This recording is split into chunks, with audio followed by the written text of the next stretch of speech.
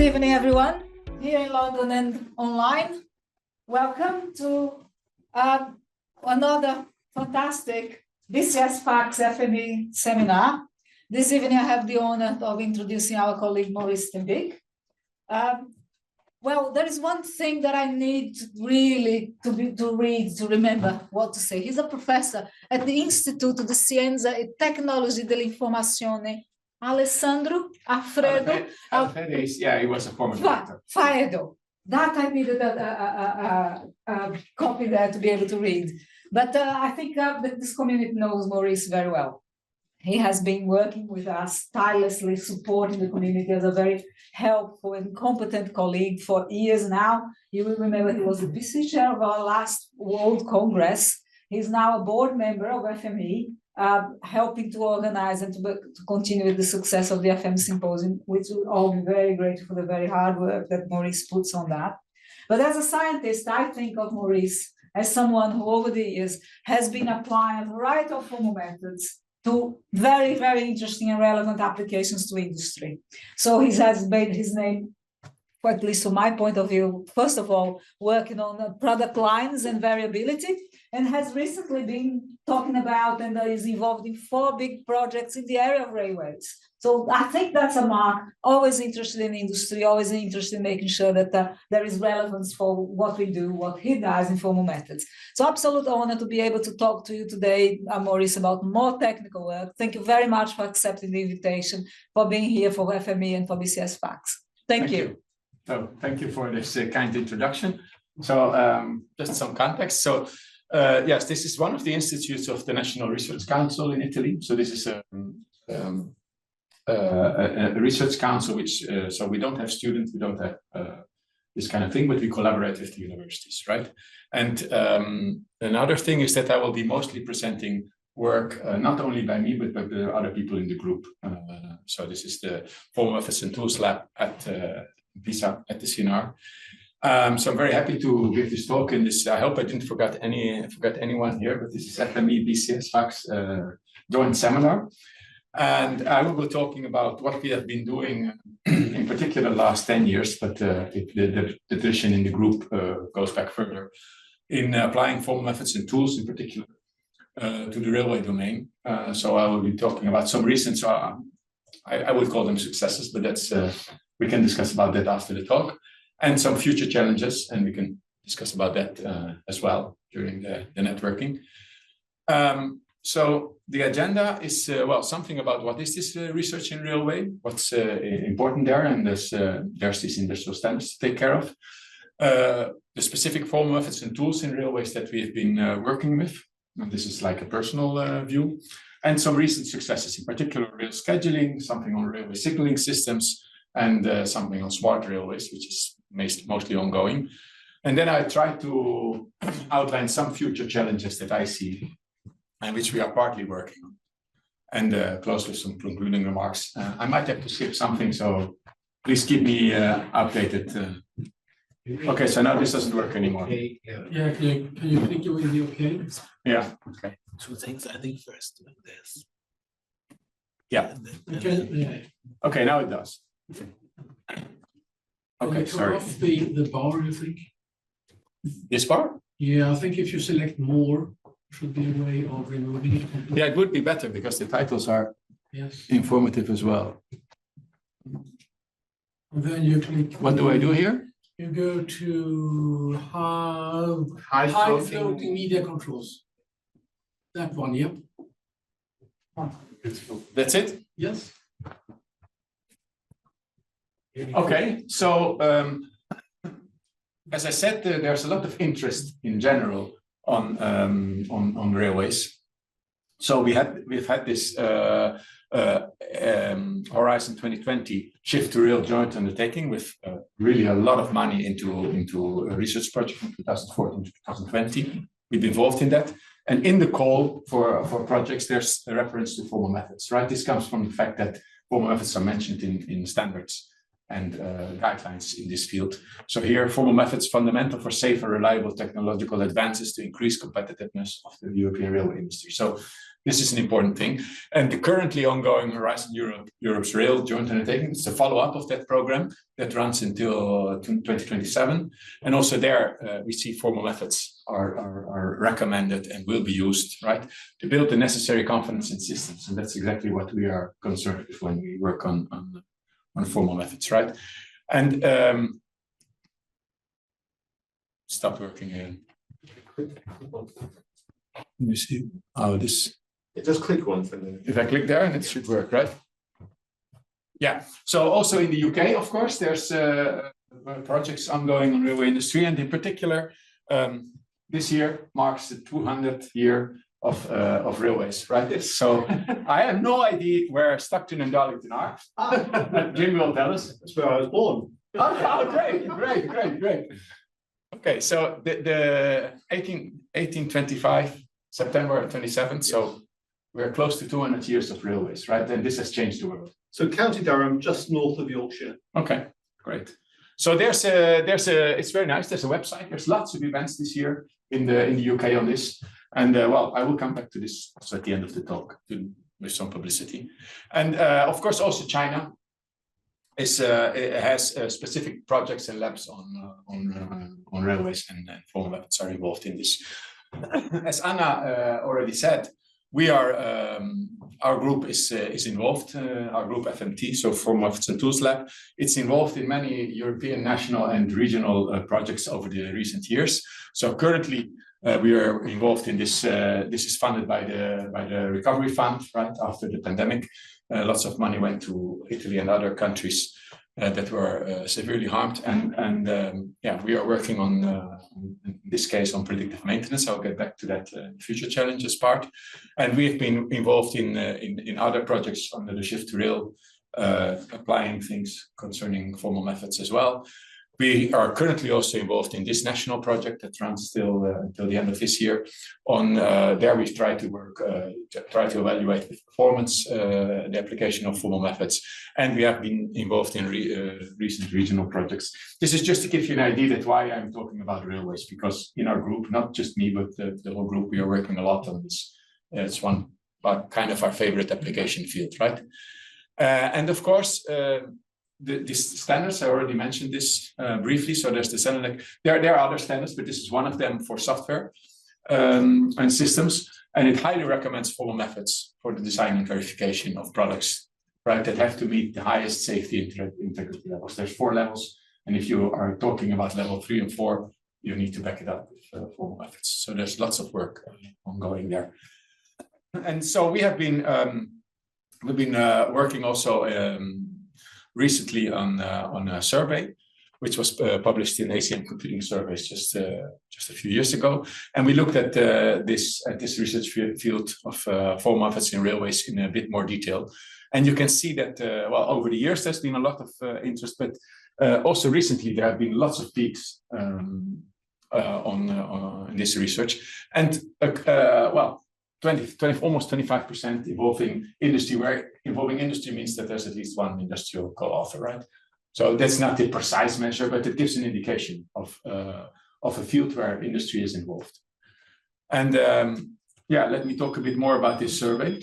There's an alarm code. Yeah, that's me, sorry. Yeah, so we followed the guidelines for conducting this kind of surveys, and we had a look at the demographic spread of these papers. Which formal methods were used in these papers? So what was the degree of formality? Which formal techniques were used? Which languages? Which tools?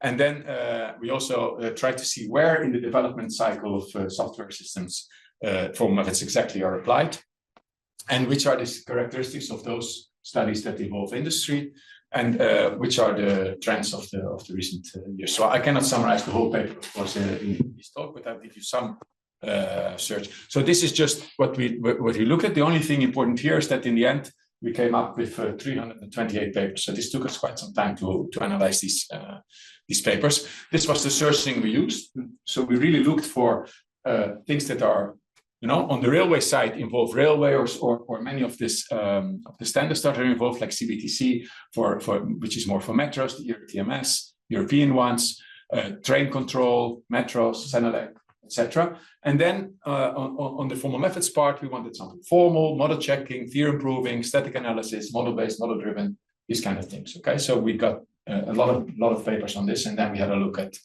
them in more detail. And what we need there, of course, is a precise semantics. So we divided these papers. We categorized them into papers that really used only formal models, those that use semi-formal, formal, so something in between, and those that use semi-formal. So to give you an idea, so UML is a semi-formal thing for us. Okay, and well, you may disagree with me, but that's how we argumented on this in the paper. So you see, there's a lot of formality involved. Okay, a large part of the paper. So then I'm thinking, right, CSP, CCS, things like that. So something about model checking also, because we will be looking at some of these tools. So you all know what model checking is, right? But I will present mostly, well, a lot of work that we did on statistical model checking. So I give you a little intuition for that. So with model checking, you have an exhaustive technique, okay, but you have the state explosion problem to deal with. Okay, then you have probabilistic model checking, which is very popular in the railway field because we're dealing with uncertainty and performance, right? So we have these kind of quantitative measures. So we do a lot of probabilistic model checking, and also there you run into state-space explosion problem. So one way to deal with that is statistical model checking. So then you actually run simulations, and you use statistic techniques and confidence intervals to get some kind of trust from your results, which are no longer exhaustive, but still, if you use the correct or let's say a sufficiently good confidence intervals, you can get very interesting results there. And then you can approximate probabilistic model checking or model checking. Okay, and there's, well, UPAL is of course a well-known tool, but there are more. And to give you a small feeling, I already said it. So you run a number of simulations on this. You use a formula and some precision categories.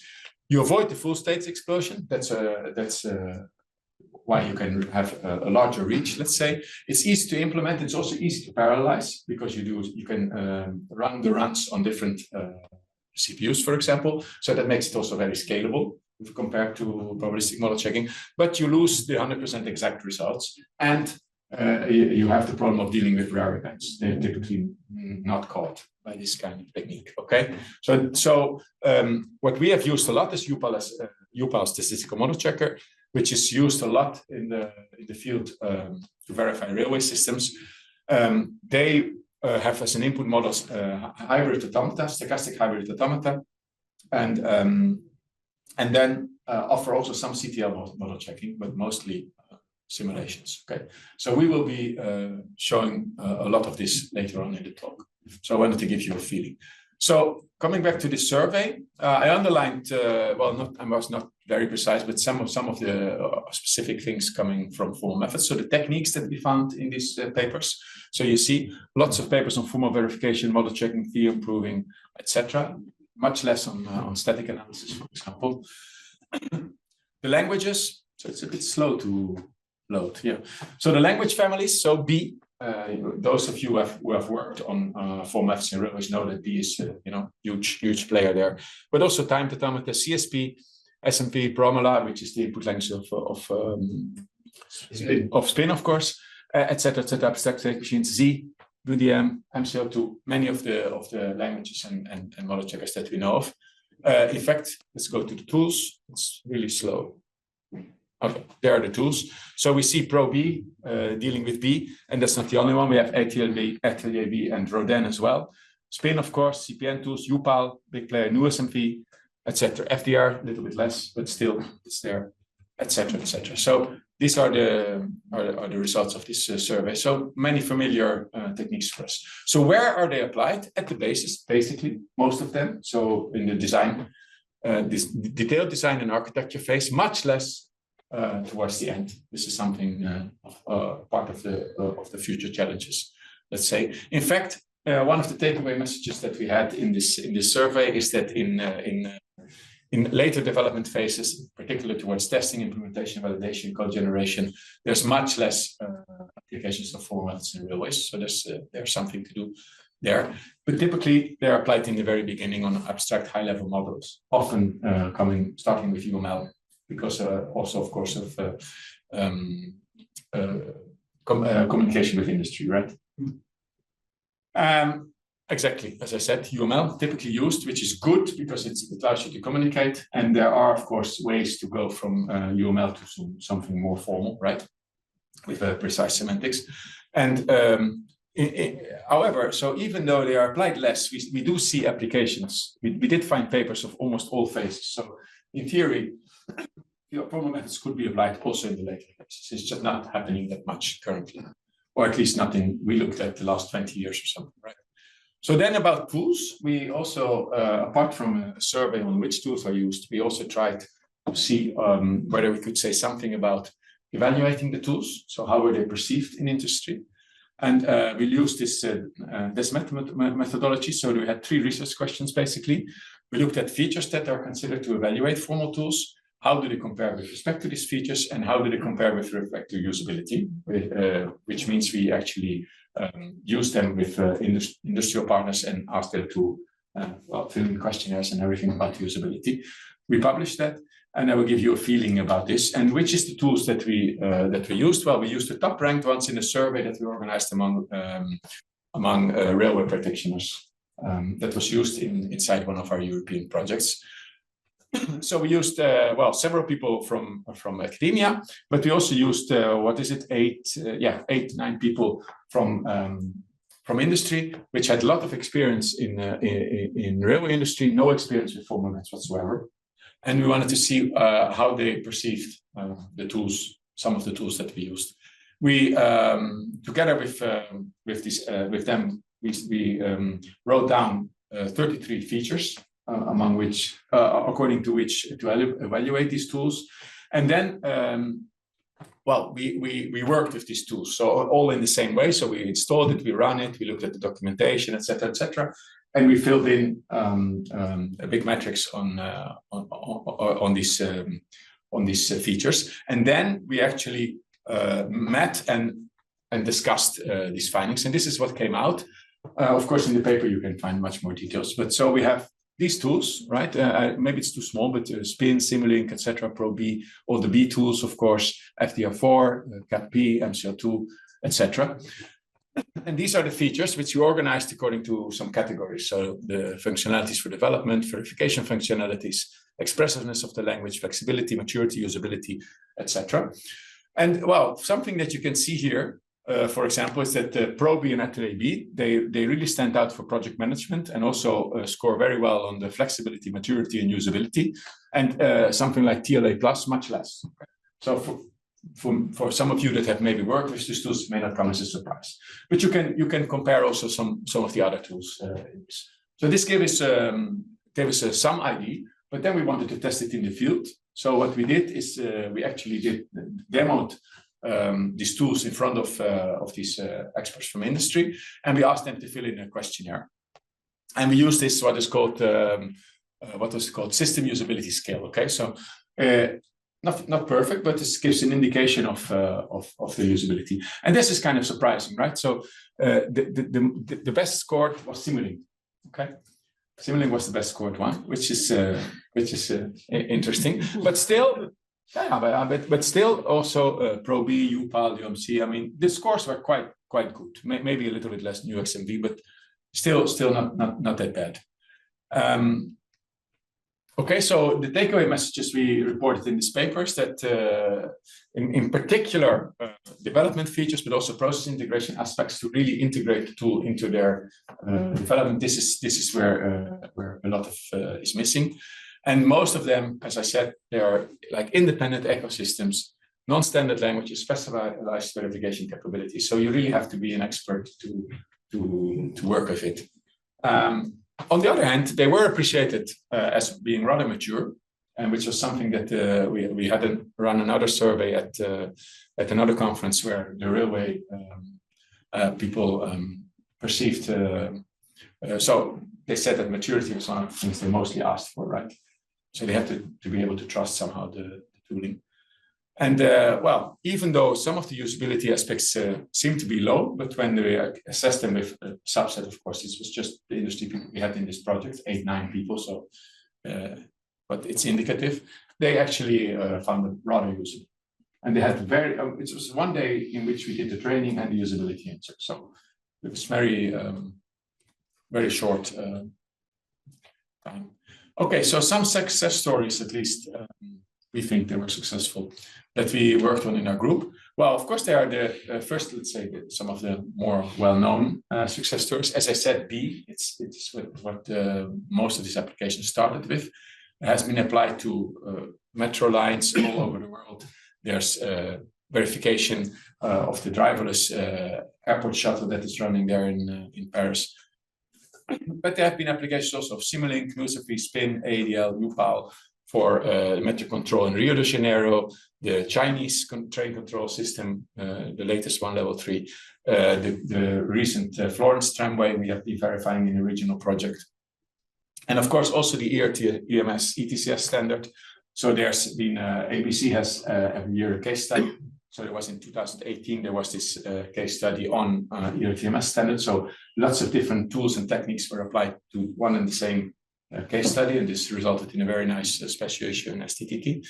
Other people also in Eindhoven worked on applying MCO2 to this ERTMS standard. So there's lots of work next to what we have been doing, of course. It's just to give you some overview of the literature. So what I've been doing the last 10 years, I will show you something about deadlock avoidance that we have been working on, something about the next generation railway signaling systems, synthesis of autonomous driving strategies, and some smart railway systems and smart stations of the future, let's say. Okay, so one of this is trying to find deadlocks in scheduling of trains. And well, again, we of course have to apply some kind of abstraction here. So this is actually the track circuits as they are published.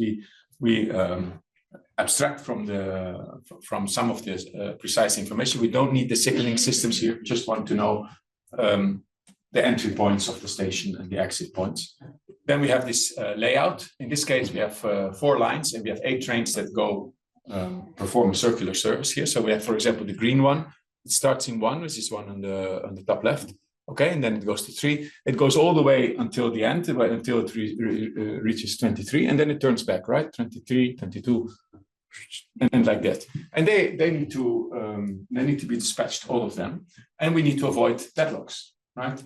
So we can have 2 types of deadlocks, like linear deadlock, where they simply cannot move because they're on the same track, or it can be circular. So if one of them doesn't move, we cannot proceed.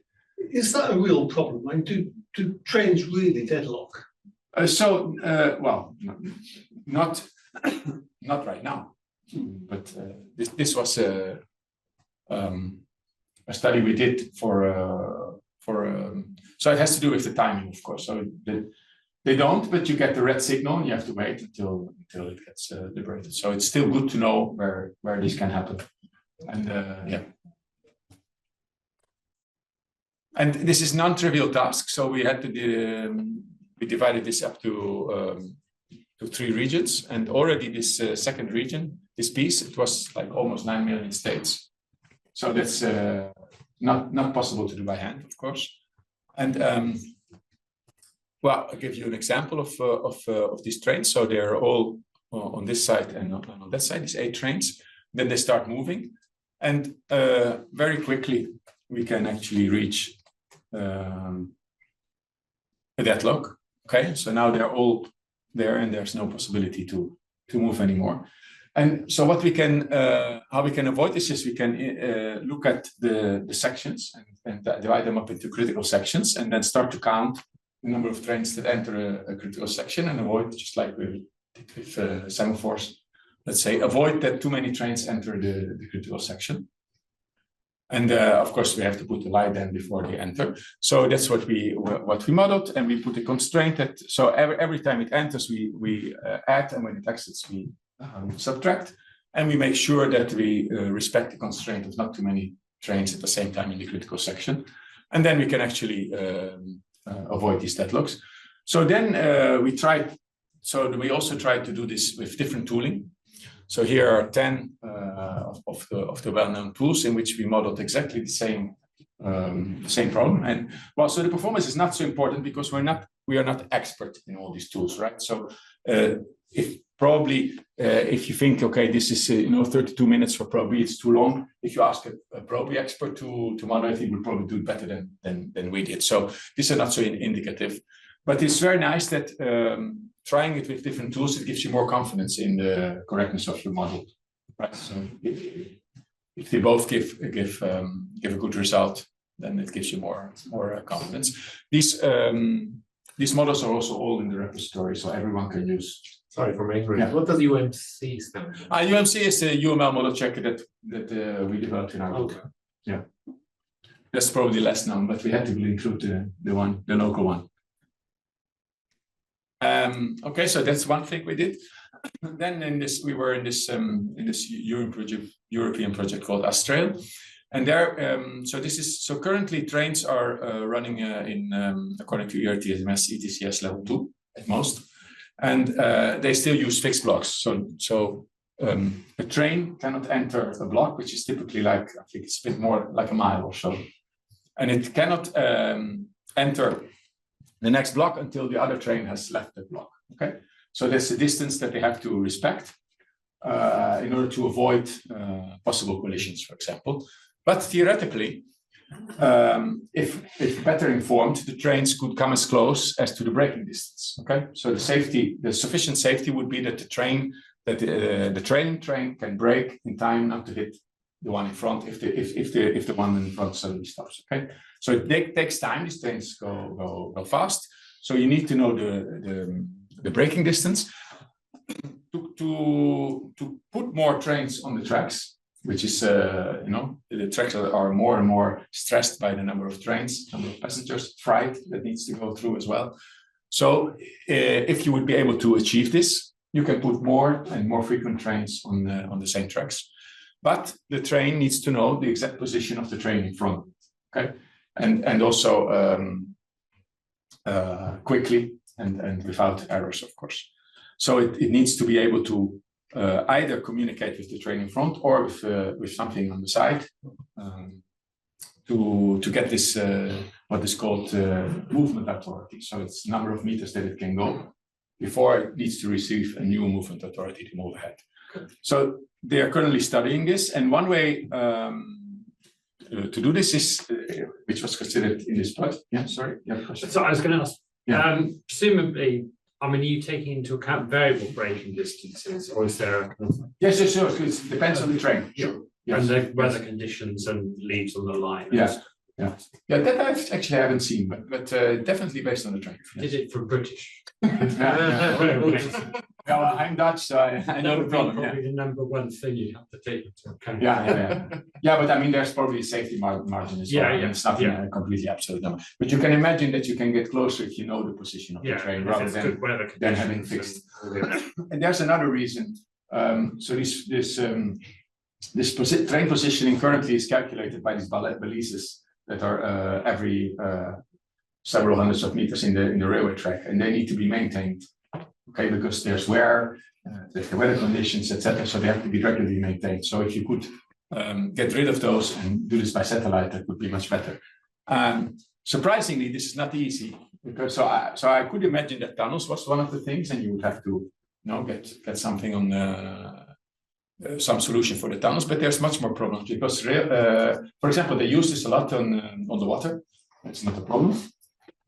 In the air, it's easier, but with trains, you have another difficulty. So the trains go into densely populated urban areas, and there's lots of satellite signals going on there. So there's a lot of distortion and what they call multipath inference in these areas.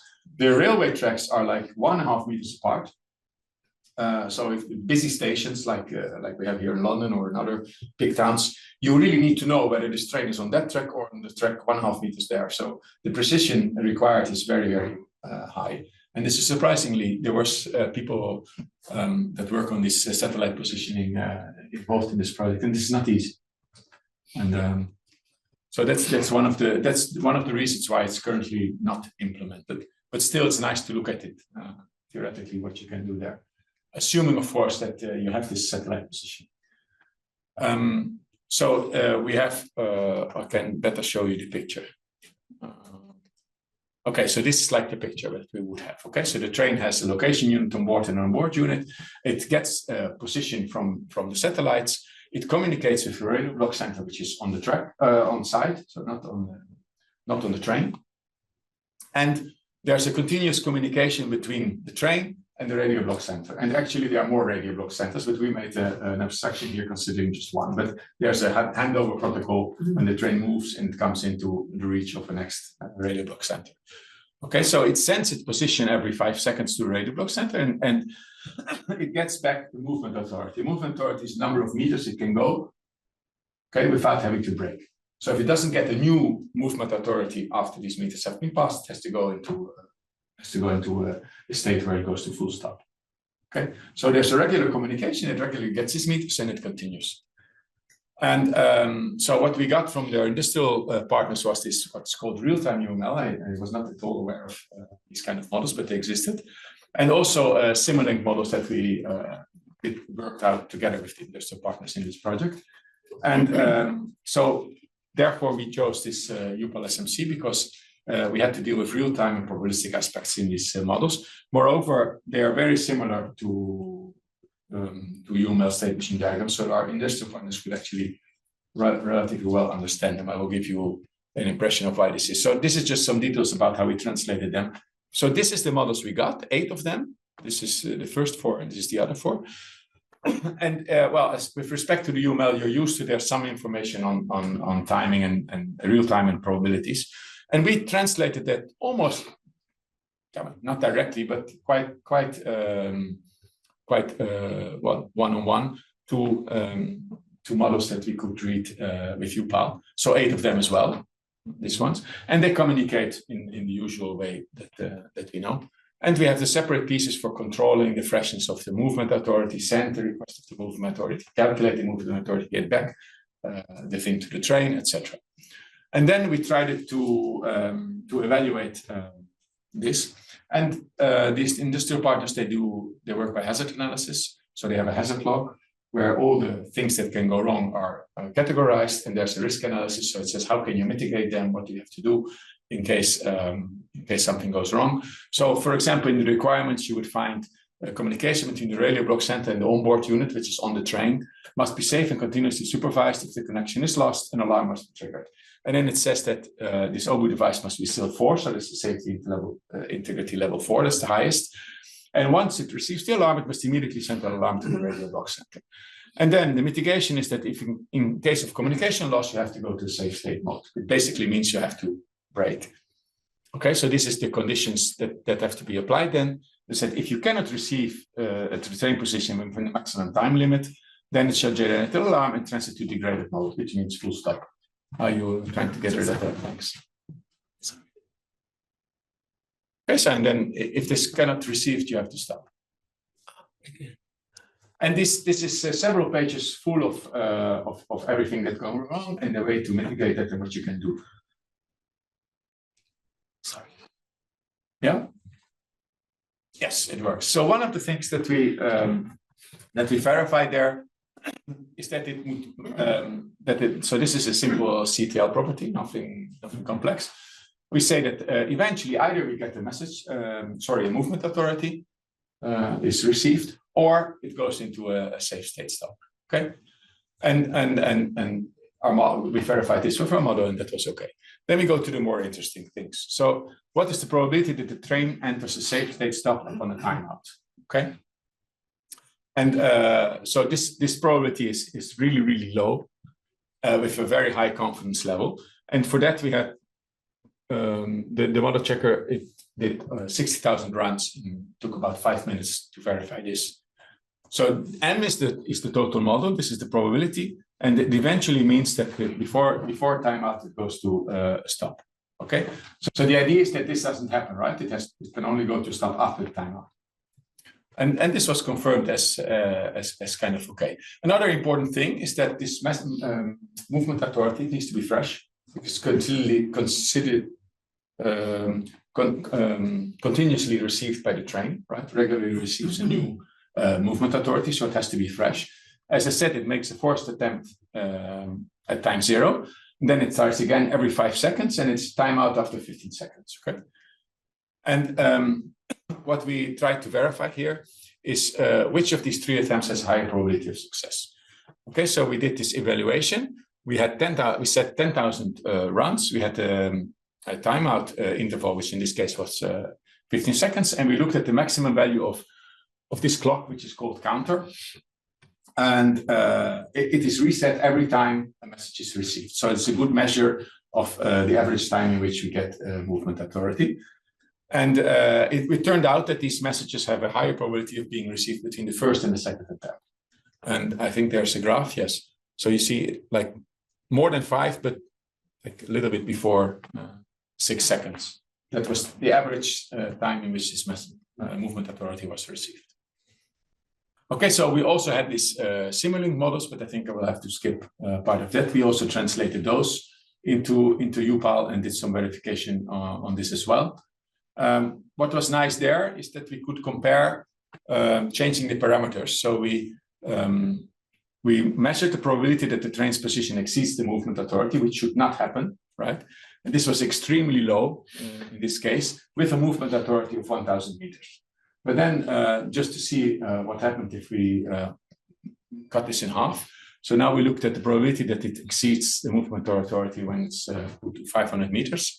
And then actually this probability got too high. I mean, it's not extremely high, but way too high for a railway industry. So it's nice. You can actually fine tune the parameters and see how sensitive your model is to change of parameters. So in the paper, we did some of this. This is just the outcome that you get. Then we moved. So this was just considering one train, one radio block center. So then we wanted to see, okay, now we take 3 trains. And moreover, we don't have the communication with the radio block center, but we have the trains that communicate directly with each other. So considering this moving block situation that I showed you, this trailing train, it gets the position of the train in front of it, okay? And it knows, so it knows the position sketched here. And then we verified this invariant, which said that so the ID train is basically the train that we are considering for the movement authority. And then we want to verify that this invariant holds. So either this assigned train is ahead of all other trains, which is fine because it's the first one, or there's no train whose location is between this one of the movement authority and the actual movement authority. And if that's the case, then it's further away than the movement authority, right? So this is an invariant that always has to hold, and that turned out to be okay. Another thing we measured here was the probability to exceed the movement authority on the 1,000 runs. This was also extremely low. And this is actually what happened when we simulated the 3 trains. So you see the 3 trains of 3 colors. And if the first one starts to slow down, you see that the other ones adapted based on the information it got, and they also slowed down, even though they didn't reach the, let's say, their location. So this worked. We in the paper we also showed an example in which we insert the failure, and then you can actually see that they collide if this is not the case. So we learned quite some things for this, and in particular, what was nice is that this we were able to find parameter setups that confirmed the values that we got in the literature about the headway, which is the space that it can go in high-speed trains. So that was quite good. Okay, the third one, I will not go into much detail, but using UPAL Stratego, we can also ask UPAL to calculate a strategy for these trains to behave so that it becomes like a game. And we can change the setup of the parameters, and we can ask it to actually find a strategy that respects the movement authority given, and also satisfies the minimal expected arrival time. Okay, so it can calculate this with a combination of reinforcement learning. And you can see this in the paper. So while we worked on this, there were some patches that needed to be applied into UPath. So we had contact with the developers. There was some fine tuning. We found some errors, small things. So that was also nice. So the last thing about smart energy consumption and smart stations. So, well, now we go to the, well, UK, maybe also you have this kind of snow, but Norway for sure. So to be able to operate trains correctly in this kind of conditions, the switches are heated, okay? So when there's, based on a certain temperature, the heaters go on, and based on another temperature, the heaters go off again. And to guarantee that the switches work, right? So otherwise the train derails if the switch cannot move anymore. And of course, we want to somehow find a trade-off between this. So you don't want to heat them continuously because you want to save on energy, but you want it to be reliable. So you have to fine-tune this. And another thing we worked on with spatial model checking is what we call smart station lighting. So we want to reduce illumination, for example, on the platform when the train is not arriving. But when we know trains are arriving, we want to have more illumination, right, for the people to get out. But also following, for example, the path when you step down the train, go on the platform and go to your exits. You want this to be illuminated when people are actually there, and dim this when people are not there, so to save on energy. So we did this with this spatial model checking technique. So we have actually images that we analyzed. So here we have the points where the lights are currently situated in this station. It's one of the stations in Italy, in Tuscany. And we calculated where the lighting that it was reached, and they indicated the zones that were not sufficiently lighted according to the parameters that we set. And well, this can be input to improve the lighting in these stations. And this was actually quite nice. Okay. We also tried to combine the strategy synthesis I showed you before with this kind of spatial model checking for a very simple case of two trains modeled as a game. So we have these two trains and we have this junction. Okay. And we have a semaphore there at the junction, and we don't want to get the case in which both trains go into the same junction, right? So the first train has to go out before the other one can go in. And this was a nice application of spatial model checking. So these are the two trains. The blue one is the semaphore. This violet colored one is the junction area where we don't want to have two trains. And this is like a valid final condition where we have the two trains both exiting. And well, we could actually verify that. So that was a nice application, I think, of this spatial model checking. Another thing on the smart maintenance side, I will come back to that later for the future challenges, is what we've been working on, trying to learn models and theoretically also digital twins, but we have not done that yet, to facilitate predictive maintenance.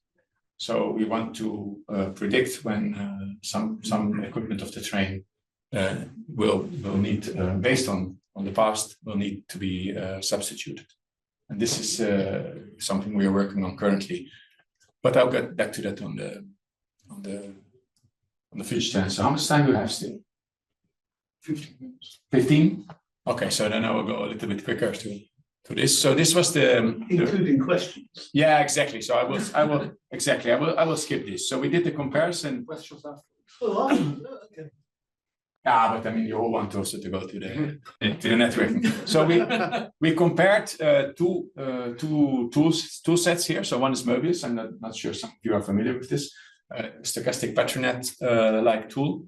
It's basically like Petronet. So these are like places, and transitions are like they're called activities here, but it's like transitions in Petronets, and they have some real-time aspects there as well. And they are very much used, so they translate into Markovian models, and you can do nice analysis on that. And we also model this in UPaL, and UPaL has this possibility to add ordinary differential equations, which is measuring the temperature and the switching on and off of the heaters in this case. And then we did a comparison of what we could what we could model and verify in the two different settings. So for example, trying to measure the energy consumption. So in Möbius, this would be calculated as the time, so the sum of the time spent in specific markings, like in markings in a patternet, right? Where do you find it when you see the marking? And in UPAL, we could do this evaluation on the maximum energy that was, so H is like a heater, so the sum of the heaters in a period of 24 hours. And we also looked at probabilities that they were frozen, and we made a comparison. So you can see this in the paper according to several features. So how some features were concerned with the modeling, some features were concerned with the way that properties are being specified, and some features were concerned with the experiments and also the presentation of the results. So what do you get out of the tool? And so, for example, one thing that was interested that so for the property verification in Möbius, we don't have like a specific logic in which you move them, but you count like presence in places and things like that. While for UPAL, we have these temporal logics to use. On the other hand, there was a very nice thing that, so with Möbius, you can really set up batches, and you can run your parameters for specific parameter values automatically in one batch.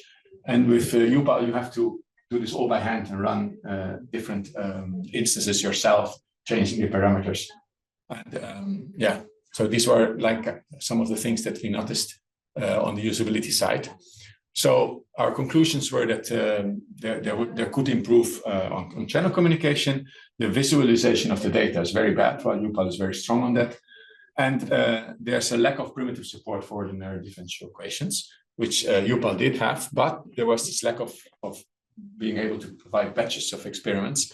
And we mentioned that to Kim Larsen at this statistical model checking track at ISOLA. And he was very, so I don't know if it has been implemented, but he was very understandable towards this. He saw this that could be useful. Okay, so let's go to the future for the time that I have left.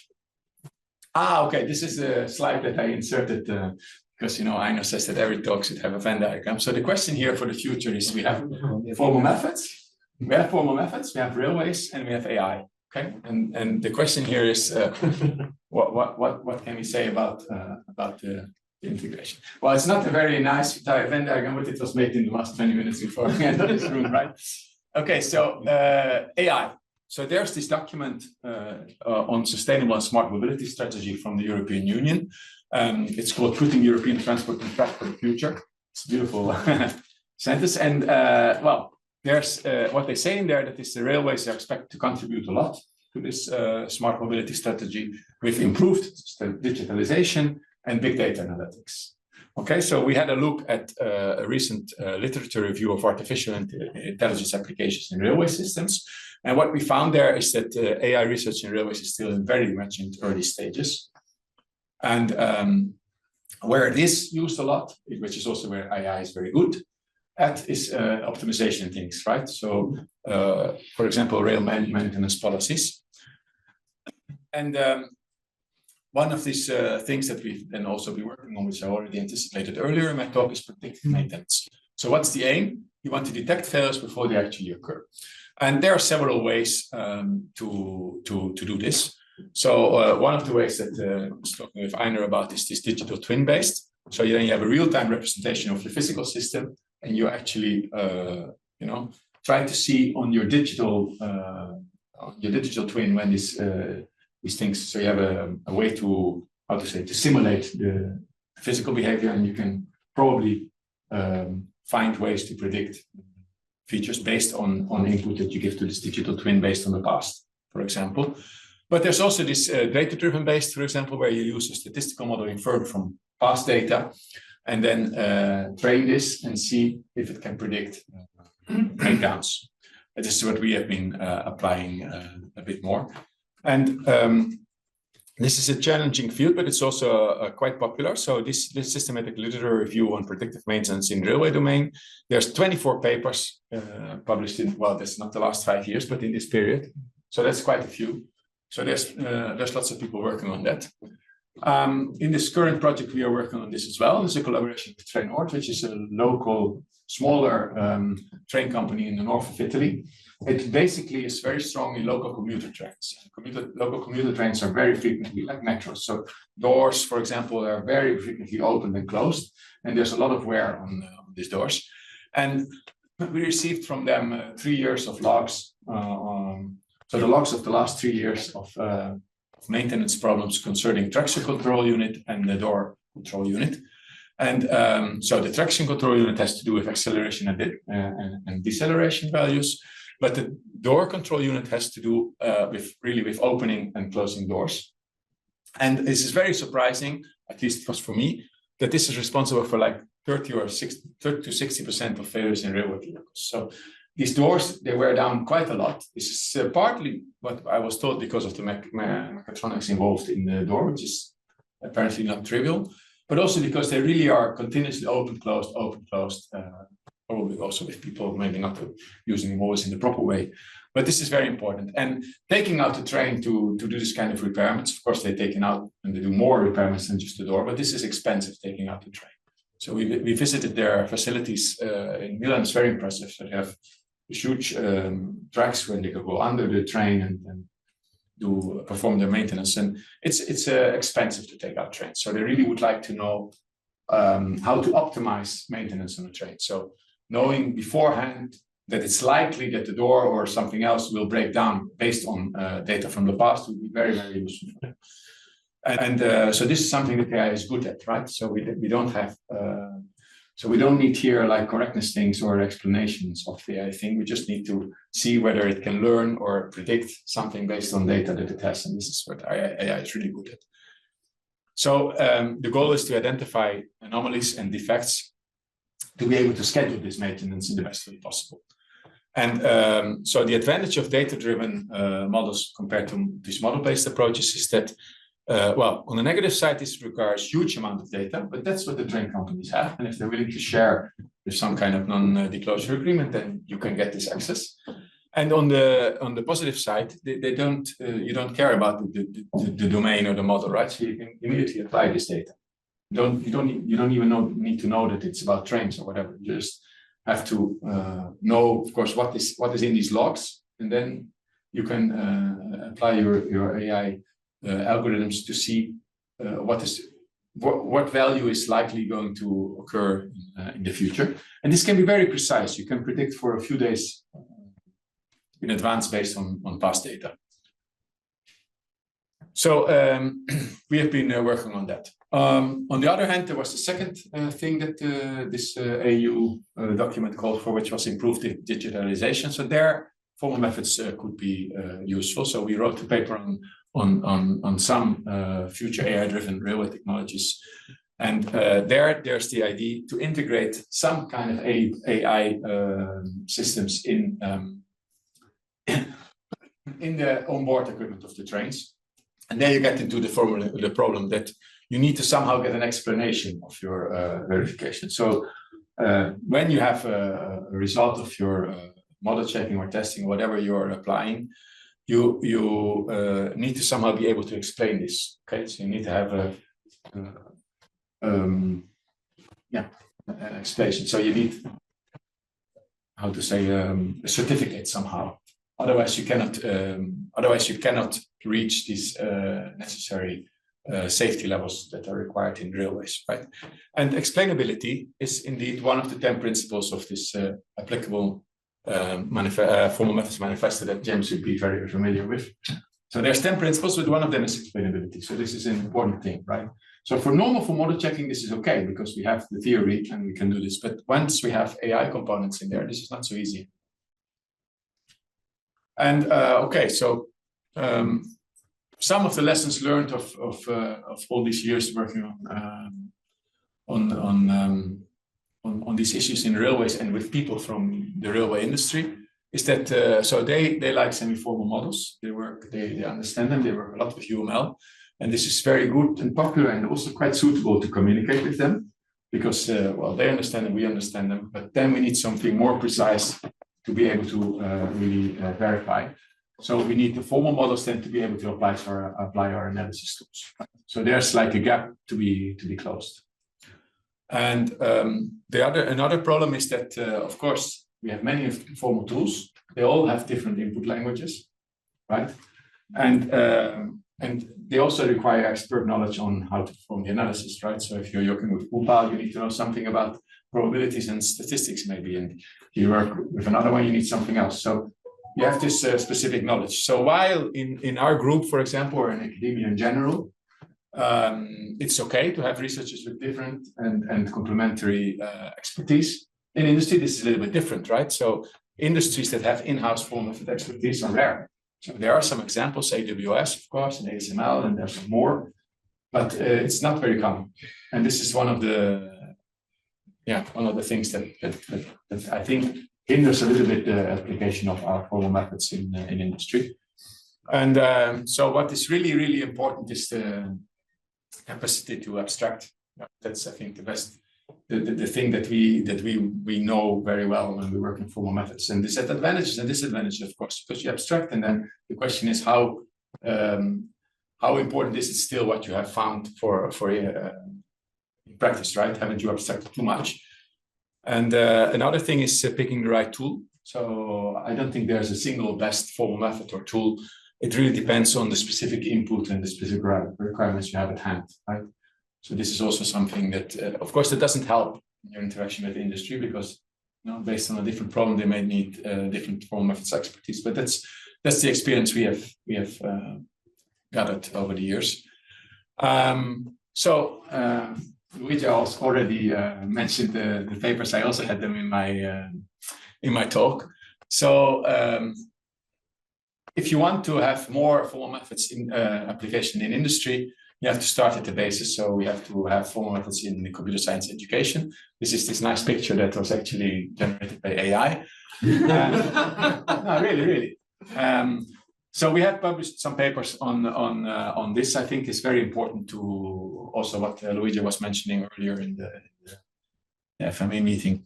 So really have to try to enforce those people that decide on curricula to have formal methods in a prominent place in the computer science curriculum. I'm very happy with these papers that we have been published in a special issue of Formal Methods of Computing. You're probably aware of them, but so this one on formal methods thinking, it stresses that formal methods thinking provides the rigor and that is necessary, and the fundamental capacity of abstraction, skill of abstraction, which is something that it's difficult to teach. You get this by hands-on experience, in my opinion. And this other paper by Manfred Boy and others on knowing formal methods. So at least if you know them, you know also who you can ask for help with. Right? So you have to be aware of the formal methods and tools that are around to be able to then apply them. So you don't have to know the details of all of them, but you have to be aware of what is there. And then actually industry. So when we started interaction with this committee that decides on this ACM curricula, we really got answers like, but formal methods, it's only for safety systems. And that's not true. And I think in this paper, we argumented very well that there is an increase in the use of formal methods in industry. And there is a use of formal methods in industry also in non-safety critical domains. So there are several examples in the paper. Okay, so acknowledgements, right? This is a very old picture of me and the other group members and some other people that worked with me and some of the companies we worked with of the work that I presented in this talk. So it's not all my work. I'm not involved in all the papers that come out of this, of course. So I gave an overview also of work by others. So it's proper to acknowledge them. And I also have to come back to what I said before, some publicity. So we had this 200 years of railways in September. In Pisa in November, we are organizing the RSS Rail Conference. There's always a strong industry participation there as well. So if you're looking forward to come to Pisa, you can attend this conference. You can send papers still. There's more than enough time until June 13th. That would be very nice. So, okay, I will leave you with this publicity so you can think about this. Let's end my call. Thank you so much, Maurice. Very, very insightful presentation there. I have a few questions, but I think I have to give priority to other people, especially the people online, because the people here will share some refreshments. Yes, you can ask them also afterwards, yeah. But are there any questions online? Not yet. Are there any questions, Jim? Thank you very much for an excellent talk. I really enjoyed it. Just to summarize, you looked at notations and tools, and you did some comparisons and you carried out some very nice experiments. There's another dimension which I think is interesting, which is methodology.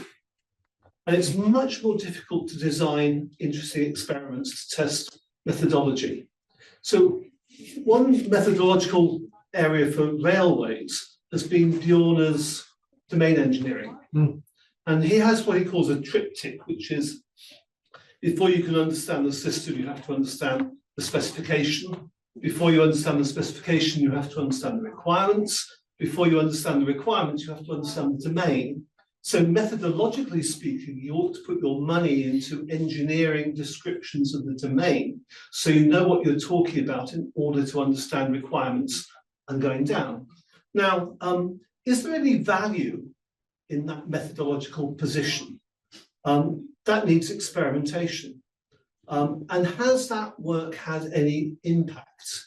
And that's your survey. So can you answer those two questions about the value and the impact? So Domain engineering. So I think this is valuable. So I think what you mean also is that you want to have traceability from requirements until the later phases, right?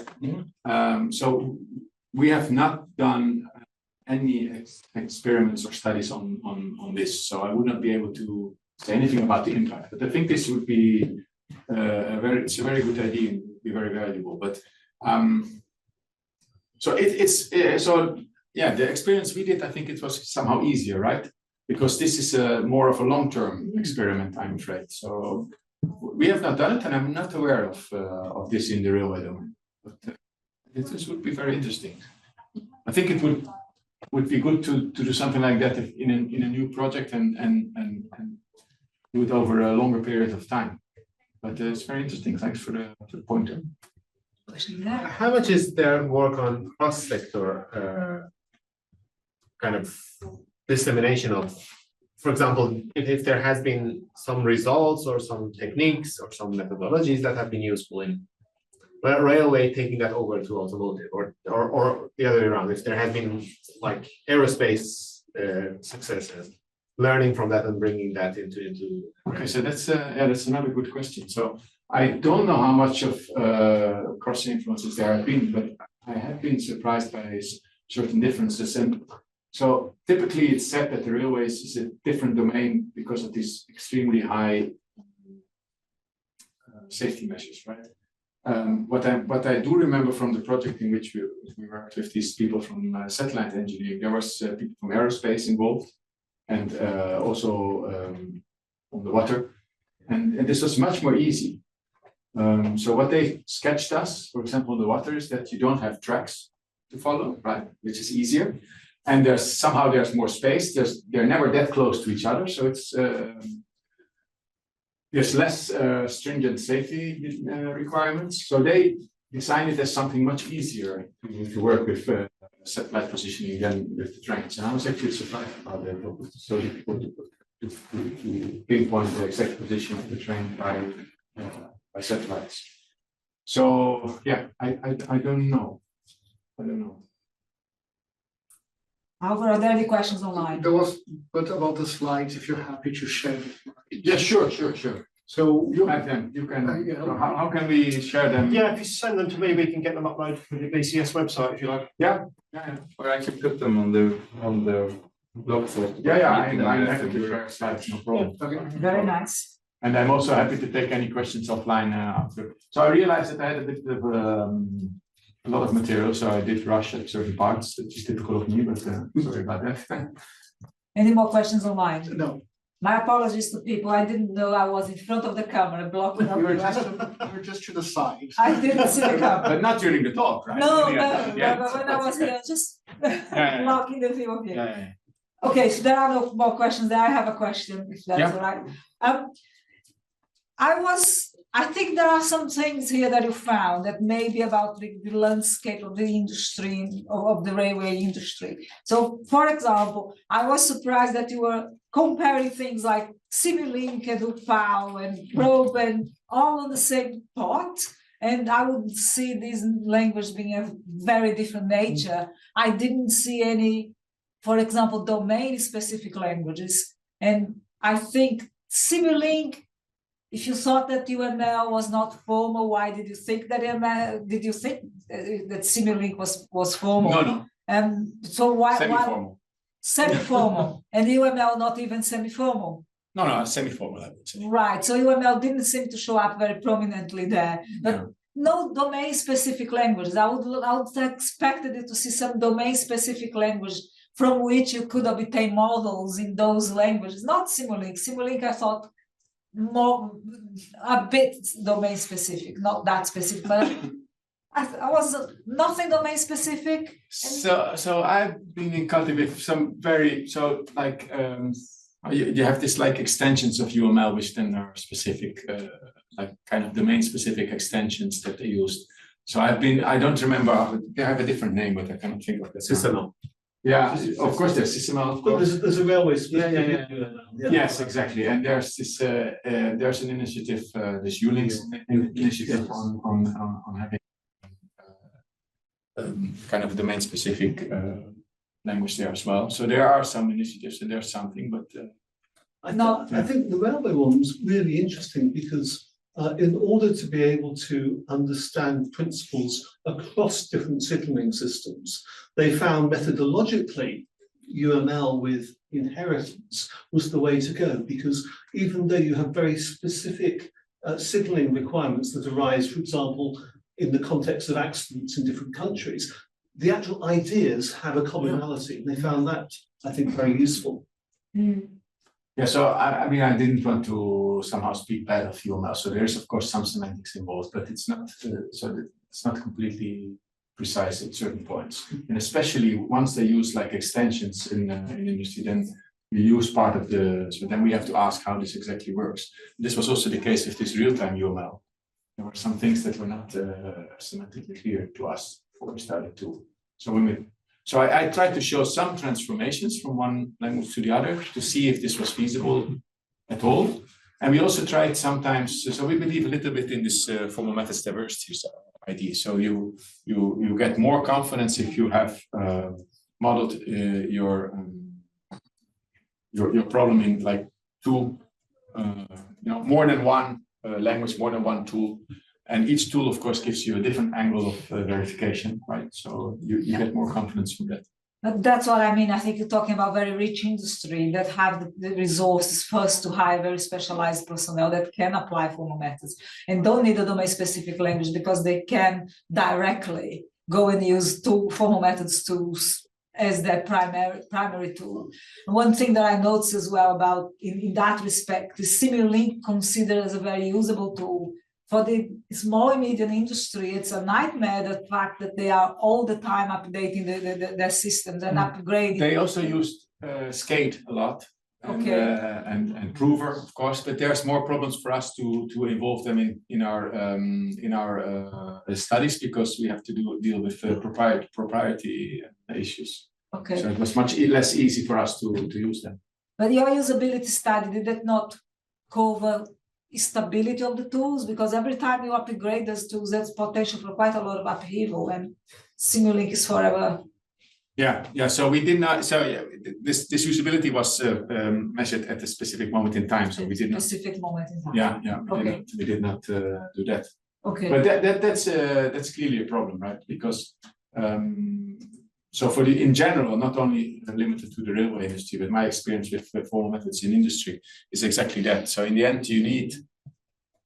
So the best way is still to have in-house expertise because you need to adapt according to the updates of the tools or whatever, and you typically also need a specific version of the tool for your specific problem. So then you get to the domain-specific languages or the domain-specific version of the tool. Yeah. Okay. Any questions showed up online? No, just an apology from John Cook. I couldn't connect. Okay. I had a question. So when you evaluated the tools, those demos, how did you demo the tools? Should the Okay, so this was, I think I mentioned it somewhere, and I'm not sure I really recall. But it was a very short demo that we provided to them, because in one day we did this, I think 7 tools or so. Let's see if I can get there in time. So it was someone that. Yes.